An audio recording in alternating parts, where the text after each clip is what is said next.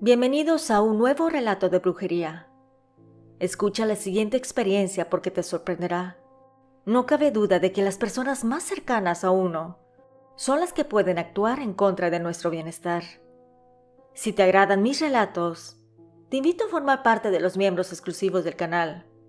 Tu apoyo no solo me permite continuar creando contenido original, sino que también te brinda acceso a beneficios exclusivos. Sin más preámbulo, vivamos juntos con el miedo.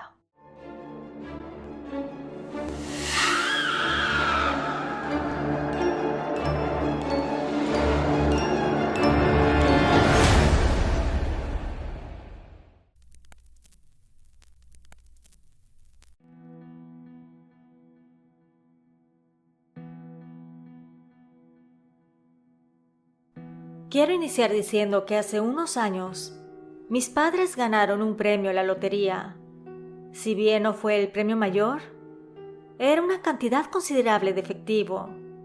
Y lo que hicieron inmediatamente fue comprar una pequeña casa en una colonia antigua de la Ciudad de México. Estaba a muy buen precio porque tenía que hacerse algunas remodelaciones, pero para mi papá eso no era ningún problema, ya que se dedicaba a la construcción. Así que podía realizar aquellas mejoras a muy bajo costo. La familia estaba conformada por mis padres, mi hermano Mario y yo. Desde que nos mudamos a esa casa, todo cambió drásticamente. No pienses que la historia es de casas embrujadas. No, por ahí no va el tema. Si bien era antigua, jamás nos pasó algo referente a fantasmas. Nuestra vivencia aterradora es con la brujería. Nos atacaron con ella constantemente, hasta que creímos que eso existía y pusimos de nuestra parte para curarnos. Me animé a enviar la vivencia porque puede ser que seas escéptico, y esto te dará un panorama más amplio y posiblemente te dé cabida a dudar de que la brujería existe. Mi nombre es Sofía, y esta es nuestra historia. Cuando recién llegamos a la nueva casa, todo parecía normal. Estábamos emocionados por la oportunidad de vivir en una casa propia, ya que en nuestra familia éramos pocos quienes teníamos un techo propio, así que apreciábamos la suerte que tuvimos en poder adquirirla. Como al mes de que nos fuimos a vivir ahí, mi padre arregló con sus propias manos las 2 habitaciones que tenía, mejoró la textura de las paredes, y entre todos nosotros pintamos nuestro hogar. La intención era hacer un pequeño convivio para que nuestra familia más cercana sea partícipe de este gran evento, por lo que le avisaron a los abuelos y a los hermanos de mis padres. Cuando llegaron los abuelos a la casa nos felicitaron. Dijeron que fue mucha suerte todo lo que nos había pasado, que estaba hermosa y que seguramente sería el inicio de muchas bendiciones más. Se notaba que las palabras de los abuelos eran genuinas, así que mis papás estaban muy felices. Sin embargo, cuando empezaron a llegar los hermanos de mi padre, todo fue diferente. Llegó Jesús, el hermano menor de mi papá, con su característico aire de superioridad. Desde siempre, su actitud no hacía honor a su nombre. Era grosero con mis abuelos y mostraba un claro desinterés por las normas y valores familiares. A pesar de los esfuerzos de mis abuelitos por ayudarlo y orientarlo, mi tío parecía estar siempre en conflicto consigo mismo y con el mundo que lo rodeaba. A pesar de todo, mis abuelos nunca perdieron la esperanza de que algún día Jesús encontrara su camino. Él se fue desde los 18 años de edad. Acabó viviendo en la calle, y mis pobres viejitos siempre estuvieron preocupados y lo buscaron durante años, hasta que lo encontraron y lo llevaron a rehabilitación. Cuando salió de ese lugar, lo único bueno fue que no quiso regresar al vicio. Sin embargo, ese vacío lo ocupó un sentimiento de odio. ¿A quiénes? A sus padres, hermanos y hacia la gente de su alrededor, a las cuales le iba bien. Nos dimos cuenta de esto años más tarde cuando buscamos ayuda para liberarnos de una brujería que parecía haber caído sobre nuestra familia. Recuerdo claramente que al final de la reunión, mientras mi tío se despedía de mi padre, soltó una frase cargada de veneno. Le dijo: «No entiendo cómo te va tan bien, si al fin y al cabo tú eres igual que yo, un muerto de hambre». Sus palabras revelaron el profundo resentimiento que había estado guardando durante tanto tiempo, mostrando la amargura que lo consumía por dentro. Mi padre, sorprendido por las palabras tan directas de su hermano, intentó mantener la compostura mientras sentía cómo la ira y la tristeza se formaban en su interior. Tratando de mantener la calma, mi padre le respondió con voz firme que comprendía su frustración, pero que no era justo que descargara su ira en nosotros, que también nosotros habíamos pasado por muchas dificultades, pero siempre habíamos tratado de apoyarlo y amarlo, incluso en la etapa más difícil de entender. Y si teníamos lo que teníamos fue tal vez porque Dios vio que merecíamos una ayudadita, ya que él, desde que tenía 8 años de edad, comenzó a trabajar con su padre en la construcción de casas, mientras que otras personas se tiraban al vicio. Si bien las palabras de mi papá fueron duras, creo que hizo correcto en defenderse. Mi tío Jesús, visiblemente molesto por la reacción de mi padre, salió de la casa azotando la puerta fuertemente, dejando un eco de tensión en la habitación. Mi papá se quedó en silencio por un momento. Mis abuelos, con la mirada entristecida, se acercaron a mi papá para brindarle consuelo y apoyo en medio de esta discusión. Después mi padre suspiró profundamente y le dijo a sus papás que no se preocuparan, que de seguro esto quedaría en el pasado, que estaba feliz de que hubieran venido a la casa y que si querían quedarse a dormir para que no tomaran un taxi a su casa, eran bienvenidos. Mis abuelos dijeron que mejor se irían a su casa, que hablarían con Jesús al respecto, ya que él también vivía ahí con ellos, por lo que se despidieron de nosotros y partieron hacia su hogar. Los días pasaron y le empezaron a ocurrir cosas extrañas a mi padre. Comenzó a experimentar una serie de eventos inexplicables que perturbaban su tranquilidad, desde puertas que se cerraban solas, extraños ruidos en la noche, la sensación constante de ser observado, además de que cuando dormía tenía muchas pesadillas. También nos contaba que en la obra que estaba construyendo le movían las herramientas del lugar y hasta le decían su nombre cuando nadie más lo escuchaba. Mi pobre papá decía que estaba quedando loco, que no era posible que le sucedieran tantas cosas extrañas si nunca hizo algo que pudiera atraer el mal. Iba a misa los domingos, no bebía y siempre se mantuvo lejos de prácticas brujeriles. Mi madre le dijo que debería de buscar a alguien que le diera alguna limpia, porque ella sentía que le estaba pasando todo aquello por envidias, sobre todo de su hermano Jesús. Mi papá no quería aceptar, sin embargo le dio la razón a mi mamá. Así que le llamaron a la abuela, madre de mi mamá, para que contactara a una amiga suya. Ella hacía limpiezas espirituales. En pocas palabras, era sanadora. El día de la cita llegó y fuimos mi madre, mi hermano y yo a acompañarlo. La señora que recibió a mi papá era una mujer de edad avanzada. Estaba muy arrugadita, de cabello blanco y con la voz baja pero entendible. Ella nos platicó que tenía muchos años haciendo curaciones, que desde que era una niña. Entonces le pregunté que cuántos años tenía. Ella nos dijo que no sabía con exactitud, ya que su padre la registró años más tarde de su nacimiento, cuando iban a registrar a 2 hermanos menores, que su papá era de rancho y no le importaba mucho los papeles, pero que su madre le obligó a llevarla al registro civil para sentar a sus hijos y que tuvieran papeles. Así que nos contó que su acta decía que nació en marzo, pero que en realidad fue en el mes de agosto, que ella calculaba que tenía más de 100 años, pero que no sabía exactamente cuántos. En fin, Esa señora era un libro de historias. Después de la pequeña plática, llevó a mi padre hacia una habitación. Ahí tenía un altar con cuadros de santos, estatuas de vírgenes, cruces de madera y muchas fotografías con veladoras encendidas. Dio inicio a la sesión, frotando a mi padre con un líquido que olía como alcohol y hierbas. Dice mi papá que empezó a sentir una extraña sensación de alivio y liberación, como si una carga pesada hubiera sido levantada de sus hombros. La sanadora empezó a decirle que él tenía un muerto detrás, que le habían hecho un trabajo de muerte, porque alguien le tenía mucha envidia.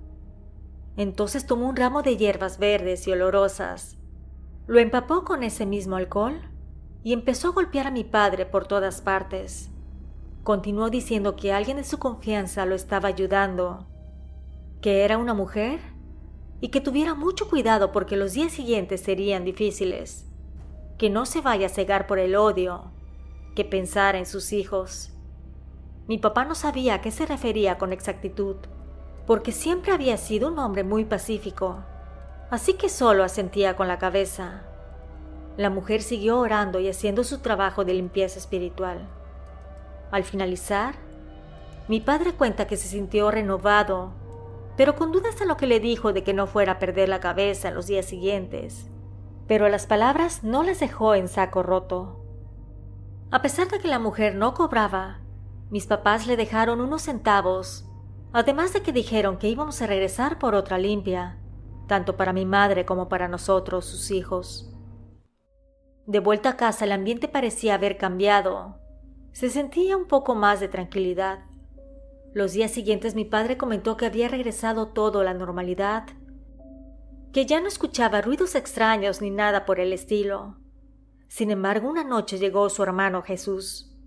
Le dijo que necesitaba dinero, que quería abrir un negocio y quería pedirle que lo ayudara con el efectivo, y que cuando él tuviera ingresos, se lo iría pagando poco a poco. Mi padre, enfrentando la difícil situación, le explicó con sinceridad que no disponía de efectivo, que lo que había ganado en la lotería lo invirtió en su totalidad y que hasta tenía que pagar un dinero que le había pedido a sus amigos para poder hacer unos arreglos en la casa. Ante esta negativa, Jesús lanzó un ataque cruel y desgarrador, acusando a mi padre de ser un mal hermano y deseándole lo peor. Mi papá le dijo que no era su obligación mantenerlo o apoyarlo siempre, que tenía una familia por quien pensar y que además él tenía ya 30 años de edad y podía ingeniársela solo. Mi tío se fue de la casa muy molesto, pero antes de salir, le dijo a mi padre que se iba a arrepentir de no haberlo ayudado. Fueron pasando los días y mi madre empezó a sentirse mal. La llevaron al doctor y le dijo que no tenía nada grave, que tal vez necesitaba vitaminas y descanso. Sin embargo, cada día que pasaba mi mamá se sentía mucho peor. Así que mi papá tomó la sabia decisión de llevarla con la anciana curandera. Cuando llegaron a la casa de la anciana, esta observó a mi madre con una expresión de asombro y preocupación. Le pidió a mi papá que la llevara al cuarto de curación de inmediato y que la acostara en el suelo. La mujer, sin decir nada, empezó un ritual de curación. Rezaba y hacía ademanes con las manos. Volteó a ver a mi padre y le dijo que mi mamá estaba muy grave, que le habían dado polvo de hueso de muerto, que tenía que actuar rápidamente porque si no, ella iba a fallecer. Mi papá, llorando, le preguntó qué necesitaba de su parte. La mujer le dijo que le iba a hacer un té de hierbas y que había que dárselo de beber. La señora se acercó a su mesa de madera en donde estaba el altar, tomó unas hierbas y un vaso con agua, y ahí empezó como a apretujarlas para sacarle el jugo. Después, hizo como un brebaje con líquidos que tenía en unos frascos. Mi papá cuenta que no se veían tan higiénicos, pero no importaba en ese momento. La mujer, con sus manos viejas y torcidas, hacía un gran esfuerzo para machacar todo con los dedos. Posteriormente, con una malla lo coló. Se acercó a mi papá y le dijo que se lo diera a mi madre completo. Ella, como pudo, se sentó y fue bebiendo aquel líquido verdoso. Mi mamá hacía muecas dando a entender que sabía terrible. Al finalizar aquel, respiró mi madre y dijo que ya lo había bebido. Como a los 2 minutos se volteó y empezó a vomitar. A vomitar como si fuera aquella chica de la película del exorcista. Mi papá cuenta que se asustó mucho. Entonces la anciana le dijo a mi padre que la dejara, que ella cuando terminara se iba a recostar. Dicho y hecho, mi mamá estaba en el piso boca arriba. La señora se acercó a ver lo que había devuelto mi madre, le echó alcohol y le prendió fuego. Le dijo a mi papá que mi mamá tenía una brujería impuesta por una persona cercana, que no fue porque a ella la odiara, sino que era para que mi padre sufriera, que la persona estaba herida por alguna razón y que era su manera de vengarse. Mi papá molesto le dijo a la señora que quería vengarse, que quería devolver la brujería a la persona que hizo el daño. Ella dijo que no hacía ese tipo de trabajos, pero mi padre le suplicó que por favor lo ayudara, que porque sabía que era su hermano y él no pararía hasta verlos en ruinas, que por favor hiciera algo al respecto. La anciana curandera escuchó atentamente las palabras angustiadas de mi papá, sintiendo la intensidad de su dolor y su deseo de proteger a la familia. Aunque inicialmente se había negado a realizar trabajos de venganza, la súplica desesperada de mi padre conmovió su corazón. Después de un momento, la curandera accedió a ayudarnos. Dijo que haría un trabajo de brujería para protegernos, que con eso nos brindaría seguridad y defensa contra cualquier intento de daño, que nos entregaría algo que siempre debíamos de tener con nosotros, y que cuando una persona nos hiciera algún trabajo de maldad, se le regresaría multiplicado. Que por favor regresáramos todos la siguiente semana para hacer el trabajo en familia, y que trajéramos una cruz de madera o de cerámica, o una cruz de cualquier material pero que no tuviera clavo, que eso sería parte de la protección de nuestro hogar. A la semana siguiente regresamos todos juntos, es decir, mis padres, mi hermano y yo. En esa cita la señora nos entregó unas pulseras tejidas con hilo rojo. Tomó la cruz y la bendijo con sus santos, además de hacernos una limpieza a todos. Dijo que nos daríamos cuenta en cuanto alguien quisiera hacernos daño nuevamente, y que estaba haciendo ese trabajo como un favor, porque nunca regresaba la brujería a nadie. Y si bien no la estaba regresando de manera directa, ella sabía que sería la causante de que el karma se le regresara rápido y con creces a las personas maliciosas, que por favor no la volviéramos a visitar, porque esto no la enorgullecía y quería dejarlo en el pasado. Después de recibir las bendiciones y protecciones de la anciana, regresamos a nuestra casa con un sentimiento de alivio. Sin embargo, recibimos una noticia que nos sorprendió a todos en la familia. Días más tarde, la madre de mi padre y su hermano estaban enfermos. Aunque no podíamos evitar sentir una punzada de tristeza, reconocimos la ironía de la situación. La anciana sanadora dijo que aquellos que habían intentado hacernos daño y que quisieran hacerlo nuevamente, ahora serían víctimas de su propia malicia, enfrentando las consecuencias de sus acciones de una manera dolorosa y tangible. Entonces nos preguntamos, ¿cómo es posible que la abuela, es decir, la propia madre de mi padre, esté enferma? Si era bien sabido que el tío era el envidioso y quien hizo la brujería, ¿qué papel juega la abuela en el asunto? Mi papá no quiso preguntarle nada, solo la visitaba y le daba ánimo para que se curara, además de apoyarla con medicamentos. Mi abuela se enfermaba continuamente, entraba y salía del hospital por diversos males, hasta que después de 15 años ella falleció. Mi tío Jesús, cuando enfermó, supimos que fue a ver a un hombre que era curandero, y más o menos como al mes, se despidió diciendo que se iba a probar suerte a otro lado, porque en donde vivía sentía que las puertas estaban cerradas. Así que él se fue de la ciudad y no sabemos de su paradero desde hace 30 años aproximadamente. Creo que es verdad que la brujería puede tener un impacto profundo en la vida de las personas y en sus seres queridos. En nuestra historia, vimos cómo las acciones malintencionadas de nuestro tío desencadenaron una serie de eventos dolorosos y difíciles de comprender, y jamás supimos qué papel jugó la abuela en la situación. Sin embargo, como familia sanamos y salimos adelante. Si te ha agradado este relato, te invito a suscribirte, darle like y compartirlo. Antes de que te vayas, te invito a ver este video. Descubre si la protagonista cobró venganza. Y así, nos escuchamos pronto. ¿Y tú, vives con el miedo?